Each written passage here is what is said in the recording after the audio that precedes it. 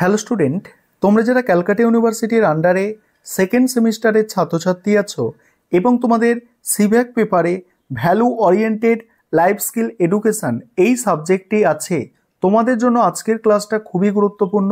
আজকের ক্লাসে তোমাদের মডিউল 1 থেকে কিছু গুরুত্বপূর্ণ এমসিকিউ প্রশ্ন উত্তর নিয়ে আলোচনা করব। তার আগে যে বিষয়টা বলার আছে, তোমাদের এই যে সাবজেক্টটা অর্থাৎ value oriented life skill education এই সাবজেক্টটা কিন্তু কনস্টিটিউশনাল ভ্যালু সাবজেক্টের মতো ইউনিভার্সিটি অর্থাৎ ক্যালকাটা ইউনিভার্সিটি কোয়েশ্চেন পেপার তৈরি করবে না। এটা তোমাদের নিজস্ব কলেজই কোয়েশ্চেন পেপার তৈরি করবে এবং নিজস্ব কলেজে পরীক্ষা হবে। আশা করি এটা বুঝতে পারলে। এবং এটা কিন্তু এমসিকিউ বেস পেপার, অর্থাৎ এখান থেকে এমসিকিউ কোয়েশ্চেনই হয়ে থাকে। তাহলে এবারে প্রশ্ন উত্তরগুলো তোমরা দেখে নাও মডিউল 1 থেকে। প্রথম প্রশ্ন যেটা আছে দেখো, রুলার এর নীতির মানে পুরো রূপ কি? দেখো এখানে অপশান দেখো, মানে খটা সঠিক অ্যান্সার দেখে নাও। তারপরে দেখো পরের প্রশ্ন যেটা আছে, নিজের আবেগগুলি সঠিকভাবে শনাক্ত ও নামকরণ করার রুলার নীতির কোন অংশের সাথে সম্পর্কিত? এখানে অপশান হচ্ছে গ সঠিক অ্যান্সার, অর্থাৎ নাম দেয়া অর্থাৎ লেবেল।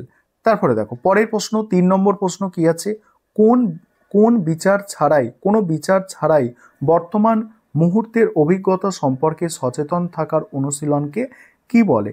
এখানে দেখো মননশীলতা বলা হয়। নেক্সট আছে দেখো, মানসিক চাপ কমানো এবং মনোযোগ উন্নতি ঘটানোর জন্য কোনটি অনুশীলন করা যেতে পারে? এখানে দেখো শ্বাস প্রশ্বাসের ব্যায়াম অনুশীলন করা যেতে পারে।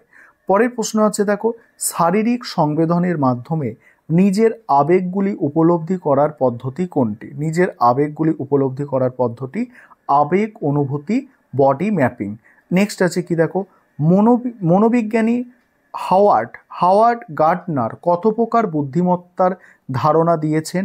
দেখো 8 ধরনের বুদ্ধিমত্তার ধারণা দিয়েছেন। তারপর দেখো, বাইরের উদ্দীপক যেমন পুরস্কার বা শাস্তির প্রভাবে যে প্রেরণা সৃষ্টি করে তাকে কি বলে? দেখো 7 নম্বর প্রশ্নের উত্তর দেখো অপশান খ সঠিক অ্যান্সার, অর্থাৎ বাহ্যিক প্রেরণা। পরের প্রশ্ন, কোনো কাজ করার ইন্টেন্সিক গহন আগ্রহ এবং ব্যক্তিগত সন্তুষ্টি থেকে যে প্রেরণা পাওয়া যায় তাকে কি বলে? তাকে অভ্যন্তরীণ প্রেরণা বলা হয়। তারপরে প্রশ্ন দেখো, কার্যকারী লক্ষ্য 9 নম্বর প্রশ্ন দেখো 9 নম্বর প্রশ্ন আছে, কার্যকারী লক্ষ্য নির্ধারণের ক্ষেত্রে নিচের কোন বিষয়টি অত্যাবশ্যকীয়? এখানে অপশান গ সঠিক অ্যান্সার, বাস্তবসম্মত লক্ষ্য নির্ধারণ করা। স্মার্ট লক্ষ্যে এস অক্ষরটি কি তাৎপর্য আছে? এস অক্ষরটির তাৎপর্য হচ্ছে সুনির্দিষ্ট। নেক্সট হচ্ছে এম অক্ষরটির তাৎপর্য কি আছে? পরিমাপযোগ্য। এ অক্ষরটির তাৎপর্য কি আছে? অর্জনযোগ্য।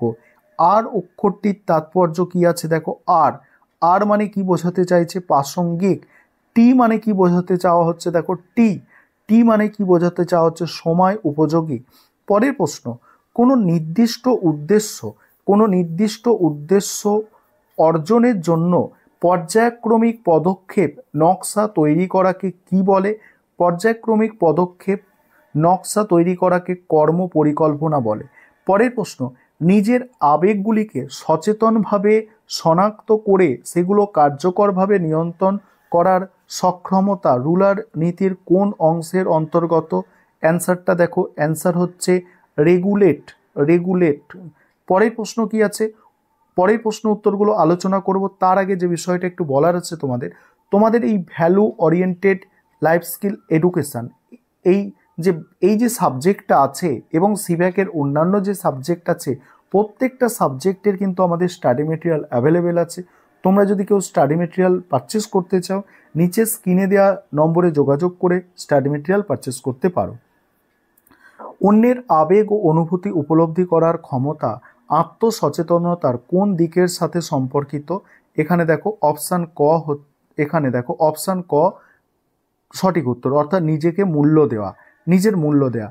বিভিন্ন পরিস্থিতিতে একজন ব্যক্তি যে বিশেষ ভূমিকা বা ভাবমূর্তি ধারণ করে যা তার চিন্তা অনুভূতি প্রকাশ এবং কাজের ধরনকে প্রভাবিত করে তাকে কি বলে? তাকে কি বলে দেখো অপশান ঘ সঠিক অ্যান্সার পরিস্থিতি অনুযায়ী ভূমিকা বোঝায়। নেক্সট আছে দেখো নিচের কোনটি অভ্যন্তরীণ প্রেরণার সবচেয়ে উপযুক্ত উদাহরণ? নিচের কোনটি দেখো এখানে নতুন একটি দক্ষতা অর্জনের তীব্র আগ্রহ থেকে একটি মানে অনলাইন কোর্স সম্পন্ন করা। নিচের কোনটি বাহ্যিক প্রেরণার একটি স্পষ্ট উদাহরণ? অ্যান্সারটা দেখো 20 দাগের প্রশ্ন, 20 দাগের প্রশ্নের অ্যান্সার গ। প্রতিষ্ঠানের সেরা কর্মীর স্বীকৃতি স্বরূপ একটি মূল্যবান পুরস্কার লাভ করা। দীর্ঘমেয়াদী এবং জটিল লক্ষ্য অর্জনের জন্য সবচেয়ে কার্যকর কৌশল কি? সবচেয়ে কার্যকর কৌশল দেখো বড় লক্ষ্যগুলিকে ছোট ছোট সহজে অর্জনযোগ্য অংশে বিভক্ত করা।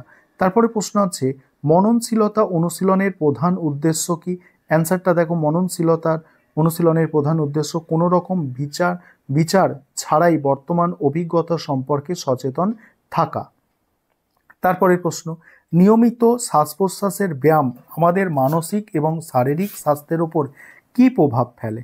মানসিক চাপ এবং উদ্বেগ কমাতে সাহায্য করে। নিজের সামর্থ্য, দুর্বলতা, মূল্যবোধ, বিশ্বাস সম্পর্কে ধারণা থাকার আত্মসচেতনতার কোন মূল স্তম্ভের সাথে সম্পর্কিত? এখানে অপশান ক সঠিক অ্যান্সার নিজেকে মূল্য দেওয়া। তারপরে 25 নম্বর প্রশ্ন বিভিন্ন সামাজিক এবং পেশাগত পরিস্থিতিতে আমরা যে আচরণ এবং ভূমিকা প্রদর্শন করি যা আমাদের প্রত্যাশিত ভাবমূর্তি তৈরি করে তাকে কি বলে? তাকে কি বলে দেখো 25 নম্বর যেটা আছে 25 নম্বর প্রশ্নের উত্তর হচ্ছে পার্সোনা বলে।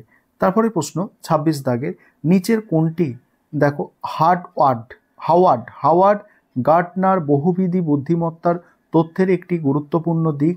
এখানে দেখো অপশান খ সঠিক অ্যান্সার। ঠিক আছে, এবার দেখে নাও কয়েকটা প্রশ্ন আমি স্ক্রল করে যাচ্ছি, তোমরা দেখে নাও।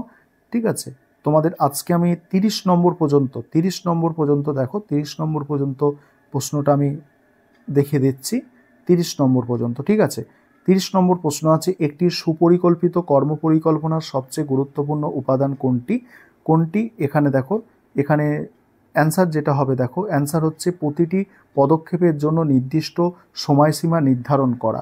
আরেকটা বিষয় বলি তোমাদের এই যে পেপারটা এখান থেকে কিন্তু তোমাদের এই 4টে করে অপশান থাকবে, এই ধরনের প্রশ্ন আসবে, মাল্টিপল চয়েস প্রশ্ন, তবে এখানে শূন্যস্থান পূরণ আসতে পারে। ঠিক আছে, এখানে শূন্যস্থান পূরণও আসবে, অর্থাৎ ড্যাশ পূরণ করো।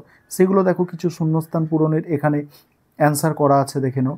এগুলো শূন্যস্থান পূরণ আকারে তোমাদের আসতে পারে, দেখে নাও, দেখিয়ে দিচ্ছি। এগুলো শূন্যস্থান পূরণ আকারে তোমাদের তৈরি করতে হবে। ঠিক আছে, শূন্যস্থান পূরণ হলো।